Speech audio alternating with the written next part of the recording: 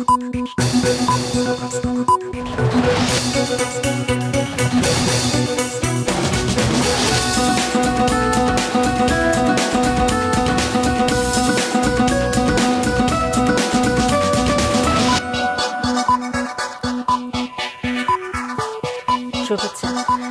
স্বাগত রাতের মাছরাঙা সংবাদে। আপনাদের সঙ্গে আছি কাজী রওশনারা সাকিব। শুরুতে গার্ডিয়ান লাইফ ইন্স্যুরেন্স সংবাদ শিরোনাম। গরমে বিদ্যুতের চাহিদা বাড়ায় গতকাল রেকর্ড 16,000 মেগাওয়াট বিদ্যুৎ উৎপাদনের পরও লোডশেডিং করতে হয়েছে। সেদিন প্রায় 950 মেগাওয়াট লোডশেডিং ছিল। বিদ্যুৎ প্রতিমন্ত্রী জানিয়েছেন, জ্বালানির অভাবে বিদ্যুৎ কেন্দ্রগুলো চালু রাখা যাচ্ছে না, তাই আগামীতে চাহিদা আরও বাড়লে লোডশেডিংও বাড়ার শঙ্কা তৈরি হয়েছে। দেশের অধিকাংশ জেলায় তীব্র তাপ প্রবাহ অব্যাহত রয়েছে। এর মধ্যে 7টি জেলার অবস্থা খুব খারাপ। হাসপাতালে প্রতিদিনই বাড়ছে রোগীর চাপ। অনেক জায়গায় তৈরি হয়েছে শয্যা সংকট। পোল্ট্রি খামারে মরক দেখা দিয়েছে। গরমের কারণে স্কুল কলেজ বন্ধ থাকলেও রাজধানীতে চলছে কোচিং সেন্টার।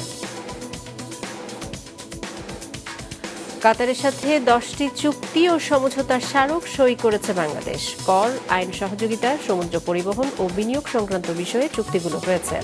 কাতারের আমির ও প্রধানমন্ত্রী শেখ হাসিনার উপস্থিতিতে এসব সই হয়। বিকেলে কাতারের আমির ঢাকা ত্যাগ করেন। এবারে বিস্তারিত সংবাদ। জ্বালানি সংকটে দেশের অর্ধশত বিদ্যুৎ কেন্দ্র অলস বসিয়ে রাখতে হচ্ছে। ফলে চাহিদা অনুযায়ী মিলছে না বিদ্যুৎ। দিনে গড়ে 1000 মেগাওয়াটের মতো লোডশেডিং করতে হচ্ছে। অবশ্য জুলাইয়ের মধ্যে পরিস্থিতি নিয়ন্ত্রণে আসবে বলে আশা করছেন বিদ্যুৎ ও জ্বালানি প্রতিমন্ত্রী। ফাতিমাতুজ জোহরার রিপোর্ট। তীব্র গরমে দেশে বিদ্যুতের চাহিদা বেড়ে চলেছে, যা মেটাতে বাড়ানো হয়েছে উৎপাদনও। সোমবার দেশের ইতিহাসে সর্বোচ্চ 16,233 মেগাওয়াট বিদ্যুৎ উৎপাদন করা হয়েছে। এরপরও ওই দিন লোডশেডিং করতে হয়েছে 945 মেগাওয়াটের মতো। আসছে দিনে বিদ্যুতের চাহিদা আরও বাড়লে এই লোডশেডিং বাড়ার শঙ্কাও দেখা দিয়েছে। কেননা সক্ষমতা থাকা সত্ত্বেও শুধু জ্বালানির অভাবে চালু রাখা যাচ্ছে না বিদ্যুৎ কেন্দ্রগুলো। গ্যাস আমার নিয়মিত দিতে হবে। আমি তো পাওয়ার প্ল্যান্ট নিয়ে বসে আছি। 18,000 19,000 পর্যন্ত আমি দিতে পারবো, কারণ আমার কাছে মেঘনাঘাটে পাওয়ার প্ল্যান্টে চলে আসছে, এফিশিয়েন্ট পাওয়ার প্ল্যান্ট চলে আসছে এবং কয়লাভিত্তিক পাওয়ার প্ল্যান্ট হাতে আসছে। আমার মেইন সমস্যা হলো যে পাওয়ার প্ল্যান্টগুলি চালু রাখা, তাদের ফাইন্যান্স সাপোর্ট দেওয়া, সেটাই হলো আমার মেইন চ্যালেঞ্জ। দেশের বিদ্যুৎ কেন্দ্রগুলোর প্রধান জ্বালানি হলো ফার্নেস তেল, ডিজেল ও গ্যাস। বিদ্যুৎ বিভাগ বলছে, বর্তমানে 168টি বিদ্যুৎ কেন্দ্রের মধ্যে জ্বালানি তেলের সংকটে বন্ধ আছে 37টি বিদ্যুৎ কেন্দ্র, আর গ্যাসের অভাবে 12টি বিদ্যুৎ কেন্দ্র বন্ধ রাখা হয়েছে, আর কয়লা ভিত্তিক কেন্দ্র বন্ধ আছে 1টি। সব মিলে এই 50টি কেন্দ্রে 5116 মেগাওয়াট বিদ্যুৎ উৎপাদনের সক্ষমতা থাকলেও জ্বালানি সংকটের কারণে মিলছে না কিছুই। আমাদের জুন জুলাই থেকে আমরা পুরো পাওয়ার প্ল্যান্টটা নিতে পারবো। মিডল ইস্টে যে ক্রাইসিস তৈরি হচ্ছে, এটা না একটা নতুন ক্রাইসিস তৈরি করে, এটা একটা বড় বিষয়। তো সেটাকে মাথায় রেখে কিন্তু আমরা, মাননীয় প্রধানমন্ত্রী ইতিমধ্যে বলছেন যে এটাকে মাথায় রেখে আমাদের কাজ করতে হবে। সেটা নিয়েও আমাদের এইগুলি চ্যালেঞ্জগুলি মোকাবেলা করতে হবে। ডলারের সংকট সহজে কাটবে না, এবং টাকার যে সংকট সেটাও কাটবে না, কারণ টাকার যে সংকটটা আছে সেটা টাকাটা যে ট্যারিফ বৃদ্ধি করে যে উঠাবার সময়টা 3 বছর দেওয়া হয়েছে। সো এটা প্রায় 2 থেকে 3 বছর লাগবে, যেখানে যেই পরিস্থিতিতে পাওয়ার ডেভেলপমেন্টের বোর্ডের কাছে যথেষ্ট টাকা থাকে। জ্বালানি সংকটের বাইরে রক্ষণাবেক্ষণ ও ইঞ্জিন মেরামতের জন্য 32টি কেন্দ্র বন্ধ রাখা হয়েছে বলে জানিয়েছে বিদ্যুৎ বিভাগ। এই কেন্দ্রগুলোর উৎপাদন সক্ষমতা ছিল 2360 মেগাওয়াটের মতো। হিসেব বলছে, বর্তমানে সব মিলে 60টির মতো কেন্দ্র সচল আছে। ফাতিমাতুজ জোহরা, মাছরাঙা সংবাদ, ঢাকা। দেশের বিভিন্ন স্থানের উপর দিয়ে বয়ে যাওয়া মৃদু থেকে অতি তীব্র তাপপ্রবাহ অব্যাহত রয়েছে। হাসপাতালে বেড়েছে ডায়রিয়া ও জ্বরজনিত রোগীর সংখ্যা। এদিকে পোল্ট্রি খামারে মরক দেখা দেয় বিপাকে খামারিরা। প্রতিনিধিদের পাঠানো তথ্য ছবিতে ডেস্ক রিপোর্ট। প্রচন্ড তাপদাহে প্রয়োজন ছাড়া ঘর থেকে বের হচ্ছেন না কেউ। কাজের জন্য যারা বের হচ্ছেন, গরমের জন্য কাজ না পেয়ে বিপাকে তারা। দিনের বেলায় কাজ কামে বের হয়েছে, অসুস্থ হয়ে যাচ্ছে। কাজ তো দূরের কথা, মাঠে দৌড় মেরে কুল পাচ্ছি না। হলো ভ্যানের প্যাসেঞ্জারে উঠতে যাচ্ছে না, গরমের জ্বালায় খুব কষ্টের মধ্যে আছি। গা হাত পা জ্বলে যাচ্ছে বা আমাদের মাথায় বেছন্ন মতন হয়ে যাচ্ছে, আমরা আয় রোজগার করতে পারছি না। টানা 10 দিন ধরে তীব্র তাপদাহে পুড়ছে চুয়াডাঙ্গা। এর মধ্যে 6 দিনই এই অঞ্চলে দেশের সর্বোচ্চ তাপমাত্রা ছিল। আজ জেলায় 39.6 ডিগ্রি সেলসিয়াস তাপমাত্রা রেকর্ড করা হয়। প্রায় একই চিত্র যশোর, রাজশাহী, কুষ্টিয়া ও পাবনার ঈশ্বরদীতে। প্রচন্ড তাপ, কারণ আমাদের কাজকর্ম খুবই সমস্যা, এমনকি অনেক সময় অস্থিরতা ভাব চলে আসে, এমনকি মাথা ঘুরে পড়ার মতো অবস্থা। মানুষ যে পানি পান করবে সেই পানিটাও মানুষ ঠিক করে পান করতে পারতেছে না। মানুষ যে ঠান্ডা পানি পান করতে সেটাও অতি সহজে অতি তাড়াতাড়ি গরম হয়ে যাচ্ছে। বিভিন্ন সরকারি বেসরকারি হাসপাতালে প্রায় প্রতিদিনই বাড়ছে ডায়রিয়া সহ বিভিন্ন রোগীর সংখ্যা। রাজবাড়ীতে শয্যা সংকটের কারণে হাসপাতালের বারান্দা ও মেঝেতে চিকিৎসা নিচ্ছেন রোগীরা। ইনডোরে ভর্তির পাশাপাশি আউটডোরে প্রতিদিন প্রায় 1200 থেকে 1500 রোগী চিকিৎসা নিচ্ছে বলে জানান চিকিৎসকরা। অতিরিক্ত গরমের জন্য ঠান্ডা, জ্বর, কাশি, ডাক্তার দেখাতে আসছি আর কি। ডাক্তার দেখে ওষুধ লিখে দিল আর কি। হাসপাতালের অবস্থা খুব খারাপ, ভালো না, বেশি ডায়রিয়া রোগী দেখা যাচ্ছে। তাপদাহের কারণে গাইবান্ধা সহ বিভিন্ন জেলায় পোল্ট্রি খামারে দেখা দিয়েছে মড়ক। গাইবান্ধা জেলার প্রায় 3000 খামারে প্রতিদিন মারা যাচ্ছে মুরগি। রওশন জাহান মিষ্টি, মাছরাঙা নিউজ ডেস্ক। এদিকে তীব্র দাবদাহের কারণে স্কুল কলেজ বন্ধ থাকলেও রাজধানীর মিরপুর, ফার্মগেট, মতিঝিল সহ বিভিন্ন এলাকায় নামকরা স্কুলগুলোকে কেন্দ্র করে গড়ে ওঠা কোচিং সেন্টারগুলো চলছে স্বাভাবিকভাবেই। রিপোর্ট করছেন হাসনাইন তানভীর। দেশজুড়ে তীব্র তাপপ্রবাহ চলমান থাকায় শিক্ষার্থীদের স্বাস্থ্য ও সুরক্ষা বিবেচনায় দেশের সব স্কুল কলেজের ছুটি 7 দিন বাড়িয়ে আগামী 27 এপ্রিল পর্যন্ত করা হয়েছে। তবে মিরপুরের মণিপুর স্কুল ঘিরে ব্যাঙের ছাতার মতো গড়ে ওঠা বেশিরভাগ কোচিং সেন্টার চলছে পুরোদমে। কোচিং বন্ধের কোনো নির্দেশনা দেওয়া হয় নাই, বাচ্চাদের ক্লাস টাইম কমায় দেওয়া হচ্ছে। শুধু মিরপুর নয়, ঢাকার অন্যান্য এলাকাতেও খোলা রয়েছে কোচিং সেন্টার। তীব্র গরমে কোচিং ক্লাস করতে বাধ্য হওয়া শিক্ষার্থীরা মিশ্র প্রতিক্রিয়া জানিয়েছেন। গরমে ক্লাস করতে ভালো লাগে না? অনেক গরম লাগে। কোচিং আসতে গরম লাগে, ভালো লাগে। আমাদের কোচিং যদি বন্ধ থাকতো অনেক ভালো হতো, এই গরমে অনেক কষ্ট হয়। ভালোই কষ্ট হচ্ছে, কিন্তু এখন কিছু করার না। অভিভাবকরা বলছেন শিক্ষা প্রতিষ্ঠান বন্ধ থাকায় বাচ্চারা বাসায় খুব একটা লেখাপড়া করতে চায় না, এজন্য কোচিংয়ে নিয়ে যাচ্ছেন তারা। আর কোচিং সংশ্লিষ্টদের দাবি অভিভাবকদের চাপের কারণেই প্রতিষ্ঠান খোলা রাখতে হয়েছে। না নিয়ে আসলেও তো আমাদের অনেকটা মিস হয়ে যায়। একটা ক্লাস হয়ে গেল, তখন আমাদের বাচ্চাটা মিসে পড়ে গেল না, এই জন্য আসলে আমরা নিয়ে আসি। এখন বাচ্চারা স্কুলমুখী না, এরপর কোচিংও বন্ধ, তাহলে আপনার পড়ালেখার জন্য তো এটা ভীষণ ধরনের একটা অসুবিধার মুখে আমরা পড়তেছি।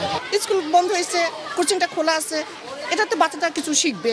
সকালের দিকে ঠান্ডা থাকার কারণে আমরা সকালবেলা থেকেই পড়াচ্ছি। সবার দিকটা চিন্তা করেই আমরা ওপেন রেখেছি, যাতে আমাদেরও সমস্যা না হয়, বাচ্চাদের সমস্যা নয়, বাচ্চাগুলোও পিছিয়ে না থাকে।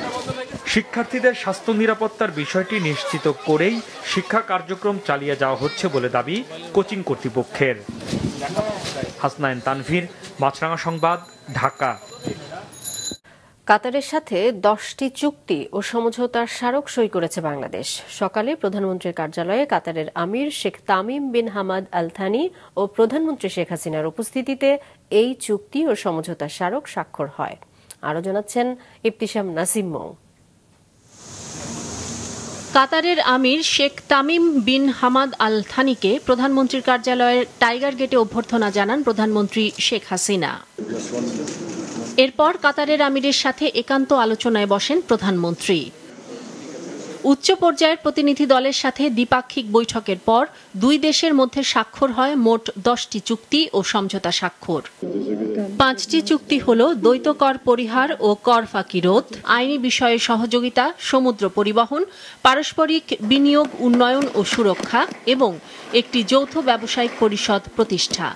এছাড়া শ্রমশক্তি, বন্দর ব্যবস্থাপনা, উচ্চশিক্ষা ও বৈজ্ঞানিক গবেষণা এবং কূটনৈতিক প্রশিক্ষণে সহযোগিতা সহ 5টি সমঝোতা স্মারক সই হয়।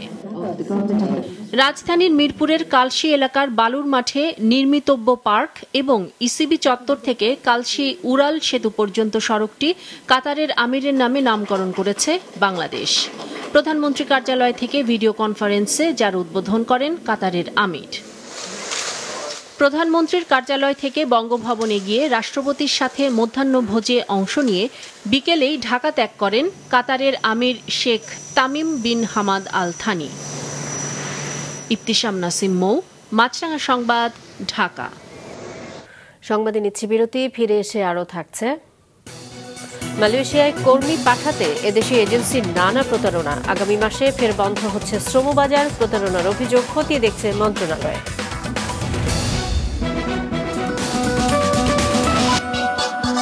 আবারও আমন্ত্রণ রাতের মাছরাঙা সংবাদে। চট্টগ্রামে 2 চিকিৎসকের উপর হামলার ঘটনায় 24 ঘণ্টার কর্মবিরতি পালন করছেন চিকিৎসকরা।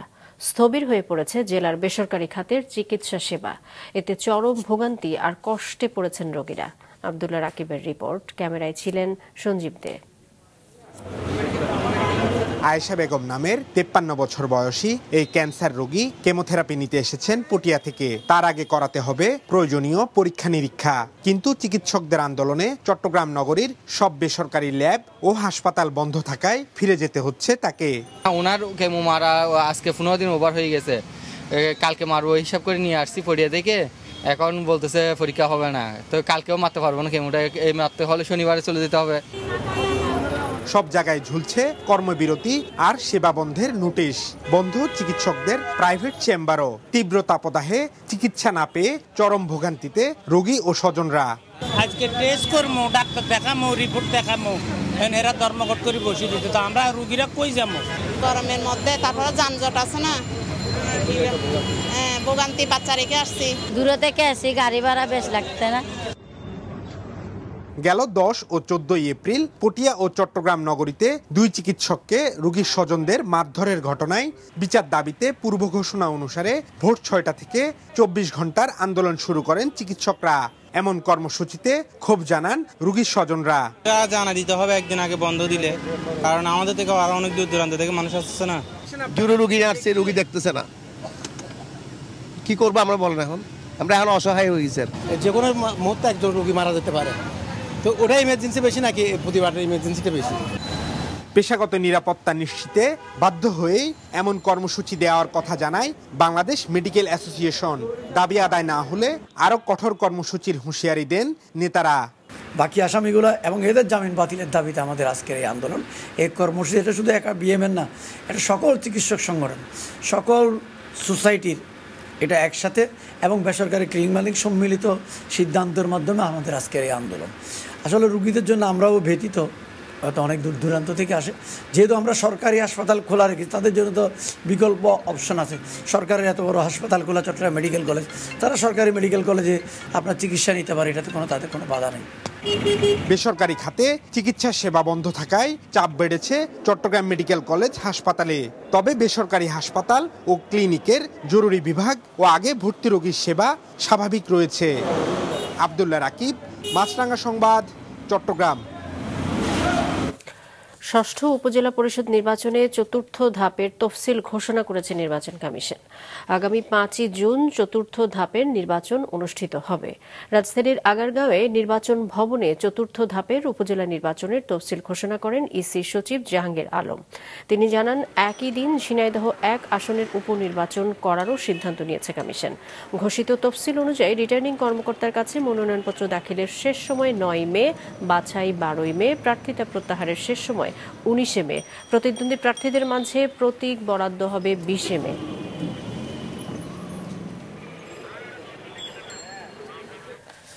মালয়েশিয়ায় গিয়ে কাজ পায়নি অন্তত 5,000 বাংলাদেশি কর্মী। তাদের সঙ্গে প্রতারণা ও ভোগান্তির অভিযোগ খতিয়ে দেখা হচ্ছে বলে জানিয়েছেন প্রবাসী কল্যাণমন্ত্রী। শ্রমবাজারটি চালু রাখতে আগামী মাসে আলোচনায় বসছে 2 দেশ। মাসেক রাহাতের রিপোর্ট। খরচ হওয়ার কথা ছিল 80,000 টাকা, তবে প্রতি কর্মীকে মালয়েশিয়ায় কাজে যেতে গুনতে হয়েছে অন্তত 4 লাখ টাকা। এরকম বাড়তি খরচ দিয়ে 1.5 বছরে 100টি প্রতিষ্ঠানের মাধ্যমে দেশটিতে গেছেন 4 লাখের বেশি কর্মী। কিন্তু এত টাকা খরচ করেও মালয়েশিয়ায় গিয়ে কাজ পাননি কিংবা প্রতারিত হয়েছেন অন্তত 5,000 কর্মী। এ তথ্য জানিয়ে শ্রমবাজারটিতে অতিরিক্ত অভিবাসন ব্যয় ও কর্মীদের সঙ্গে প্রতারণার বিষয়টি খতিয়ে দেখার কথা জানিয়েছেন প্রবাসী কল্যাণ মন্ত্রী ও সচিব। যারা ডিমান্ডের এগেনস্টে গেছেন তাদের মধ্যে অ্যারাউন্ড 5,000 লোকের কাজ হয়নি, কিন্তু আপনি যদি আবার ভিজিট ভিসায় গেছেন এগুলো সব বিবেচনা করেন তাহলে সংখ্যাটা হয়তো বড়। আমরা এগুলোর ব্যাপারে আমরা তথ্য নেওয়ার চেষ্টা করতেছি। যেখানে সমস্যা হবে সেই সমস্যার সমাধানের লক্ষ্যে আমরা কাজ করব। এদিকে মালয়েশিয়ার শ্রমবাজার শৃঙ্খলায় আনতে 31শে মের পর বাংলাদেশ সহ 14টি দেশ থেকে নতুন করে কর্মী নেওয়া বন্ধ রাখার কথা জানিয়েছে দেশটি। পরবর্তী পদক্ষেপ নিতে আলোচনায় বসার কথা জানিয়েছেন প্রবাসী কল্যাণ সচিব। অলরেডি মালয়েশিয়াতে আমাদের এমবাসির মাধ্যমে চিঠি পাঠিয়েছি, আমরা ওয়ার্কিং গ্রুপের সভা করতে চাই এবং ওনারাও এজেন্ডা ঠিক করছেন, আমরাও এজেন্ডা ঠিক করাতে হাত দিয়েছি। সিন্ডিকেটের কথা সেটা একটা ইস্যু হতে পারে। অভিবাসন সংশ্লিষ্টরা জানান শ্রমবাজারটিতে কর্মী পাঠানোর ক্ষেত্রে সিন্ডিকেট ভাঙা গেলে দূর হবে অনিয়ম, উপকৃত হবেন কর্মীরা। সিন্ডিকেটের যে FWO CMS সিস্টেম আছে, এই সিস্টেমের মধ্যে অনৈতিকভাবে যাচাই বাছাই ছাড়া অতিরিক্ত অ্যাপ্রুভাল দেওয়ার কারণে হয়েছে। তো এই কারণে কর্মীরা সেখানে এখন কাজ পাচ্ছে না, বেতন পাচ্ছে না, এই প্রবলেমটা হচ্ছে। এটার সমাধান একটাই, সেটা হচ্ছে যে ভবিষ্যতে যে আমাদের MU আছে, MUতে পরিবর্তন করতে হবে এবং সেখানে কোনো প্রকার সিন্ডিকেটকে প্রশ্রয় দেওয়া যাবে না। মালয়েশিয়ায় বাংলাদেশি কর্মীদের সঙ্গে প্রতারণা, তাদের মানবতর জীবনযাপন ও আটক করা নিয়ে সম্প্রতি এক বিবৃতিতে উদ্বেগ জানিয়েছে জাতিসংঘের বিশেষজ্ঞরা। দুই দেশের সরকারকে এসব বিষয় খতিয়ে দেখার আহ্বান জানান তারা। মাশরুক রাহাত, মাছরাঙ্গা সংবাদ, ঢাকা। রাজধানীর মুগদা এলাকায় সড়ক প্রশস্ত করতে উচ্ছেদ কার্যক্রম শুরু করেছে ঢাকা দক্ষিণ সিটি কর্পোরেশন। অভিযানে আসা প্রতিষ্ঠানটির কর্মকর্তারা বলছেন, সড়কটিতে অবৈধভাবে গড়ে তোলা বিভিন্ন স্থাপনা সরিয়ে নিতে একাধিকবার নোটিশ দেওয়া হয়েছে। আরও জানাচ্ছেন জাহেদ সেলিম। উত্তর মুগদা এলাকার এই সড়কটি ফুটপাত সহ 50 ফুট করতেই ঢাকা দক্ষিণ সিটি কর্পোরেশনের এই উচ্ছেদ অভিযান। অভিযানের আগে অবৈধ স্থাপনা ভাঙার জন্য নোটিশের পাশাপাশি করা হয় লাল দাগ দিয়ে মার্কিং। অবৈধভাবে গড়ে তোলা স্থাপনা নিজ উদ্যোগেই ভেঙে ফেলছেন বেশিরভাগ মালিকরা। আমাদের দাগ দিয়ে গেছে, আমরা ভাঙতেছি, মালিক ভাঙতেছে। মালগুলা আমরা সেফটি মতো রাইখা ডেকোরেশনটা চাপায়া দিতে পারতাম যে এবার আপনার ভাঙেন বা যাই হোক, কিন্তু আমাদের এখন মালেরও অনেক ক্ষতি হয়ে গেল, আর্থিক দিক দিয়েও ক্ষতি হয়ে গেল, আমাদের ডেকোরেশনেরও ক্ষতি হয়ে গেল। তবে এই অভিযানে সন্তুষ্ট নয় অনেকেই, বলছেন রাজুকের নিয়ম মেনে স্থাপনা তৈরি করলেও তা ভেঙে ফেলতে হচ্ছে। কাগজ 100% ঠিক, এখন আমি দইরা নিলাম বাড়িওয়ালার কাগজ একটা ঠিক নাই, নাইলে ভাঙবো কেন? আমার বলছে যে আপনি 5 ফুট ভাঙিয়ে দেন, আমি 5 ফুট ভাঙিয়ে দিতেছি। এখন আমি 5 ফিট ভাঙিয়ে দিয়েছি, এরপর আমার 4টা কলম যদি ভাঙে, আমার বাড়ি যদি দইসা পড়ে, এটা দায়ভার সমস্ত যায় ভাঙবে সে নিবি। তাদের একটা আকুতি আছে, রাস্তা হোক, আমাদের কিছু ডিলিমিনেশন দিন। তা আমরা সেটা, উনিও আমাদের সাথে একমত, আমরাও মেয়র মহোদয়ের কাছে, মন্ত্রী মহোদয়ের কাছে আবেদন করছি, যাদের কাগজ আছে সঠিক এবং অনুযায়ী রাজুকের নকশা অনুযায়ী, তারা মন্ত্রী এবং মেয়র মহোদয়ের কাছে আবেদন করবে, কোনটা বিবেচনা করবে। অভিযানের নেতৃত্বে থাকা ঢাকা দক্ষিণ সিটি কর্পোরেশনের সম্পত্তি কর্মকর্তা বলছেন, কারো ব্যক্তিগত জায়গায় অভিযান পরিচালিত হচ্ছে না, শুধুমাত্র সিটি কর্পোরেশনের জায়গা উদ্ধারেই এটি পরিচালিত হচ্ছে। এই জায়গাটির পিছন দিয়ে যে রাস্তাটি, এই রাস্তাটি 80 ফিট প্রশস্ত, শুধুমাত্র বিশ্ব রোড থেকে মান্ডা ব্রিজ পর্যন্ত এই জায়গাটুকু কোথাও 16 ফিট, কোথাও 28 ফিট। এই সংকীর্ণতার কারণে আমরা 80 ফিট রাস্তার যে সুবিধা, এটি থেকে জনগণ বঞ্চিত হচ্ছে। 30 ফুট এই সড়ককে 40 ফুটে উন্নীত করার পাশাপাশি রাস্তার দুই পাশে 5 ফুট করে ফুটপাত বৃদ্ধি করা হবে বলেও জানিয়েছে ঢাকা দক্ষিণ সিটি কর্পোরেশন। জাহেদ সেলিম, মাছরাঙা সংবাদ, ঢাকা। নিচ্ছে আরো একটি বিরতি, আরো খবর নিয়ে ফিরছি একটু পরে।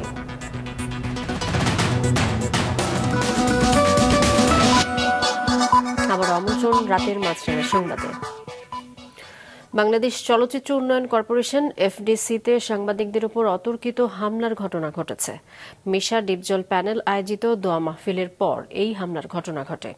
খল অভিনেতা শিবা শানু এবং জয় চৌধুরীর নেতৃত্বে এই হামলায় FDC-র ফাইট ডিরেক্টররাও অংশ নেন। চিত্রনায়িকা ময়ূরীর মেয়েকে করা প্রশ্নের জেরে কথা কাটাকাটির এক পর্যায়ে সাংবাদিকদের উপর হামলার এই ঘটনা ঘটে। তুমুল মারামারিতে পরিস্থিতি নিয়ন্ত্রণের বাইরে চলে যায়। পুরো FDC পরিণত হয় রণক্ষেত্রে। হামলায় রক্তাক্ত হন কয়েকজন সংবাদকর্মী, এর মধ্যে 7 জনকে হাসপাতালে ভর্তি করা হয়েছে। হামলার বিচার দাবি করেছেন সাংবাদিকরা। 24 ঘন্টার মধ্যে ঘটনার তদন্ত করে ব্যবস্থা নেওয়ার আশ্বাস দিয়েছে শিল্পী সমিতি। রাতের সংবাদ শেষ করছি, তার আগে গার্ডিয়ান লাইফ ইন্স্যুরেন্স সংবাদ শিরোনামগুলো আরও একবার। রেকর্ড 16,000 মেগাওয়াট বিদ্যুৎ উৎপাদনের পরও 1000 মেগাওয়াট লোডশেডিং, জ্বালানির অভাবই কারণ বলছেন প্রতিমন্ত্রী। দেশের অধিকাংশ জেলায় তীব্র তাপ প্রবাহ, হাসপাতালে প্রতিদিনই বাড়ছে রোগীর চাপ, স্কুল কলেজ বন্ধ থাকলেও রাজধানীতে চলছে কোচিং। প্রধানমন্ত্রীর সঙ্গে কাতারের আমিরের দ্বিপাক্ষিক বৈঠক, দুই দেশের মধ্যে 5টি চুক্তি ও 5টি সমঝোতার স্মারক সই। এই ছিল এখনকার মতো। ফেসবুকে আপডেট পেতে ভিজিট করুন মাছরাঙা টেলিভিশনের পেজে, ইউটিউব চ্যানেলেও দেখতে পারেন আমাদের সংবাদ, প্রতিবেদন এবং অনুষ্ঠান। দর্শক, রাস্তায় ধুলো ও ধোঁয়া ফুসফুসের ক্ষতির কারণ হতে পারে, তাই জীবাণু ও ফুসফুসের সংক্রমণ থেকে সুরক্ষিত থাকতে ব্যবহার করুন ফেস মাস্ক। এতক্ষণ সঙ্গে থাকার জন্য সবাইকে ধন্যবাদ।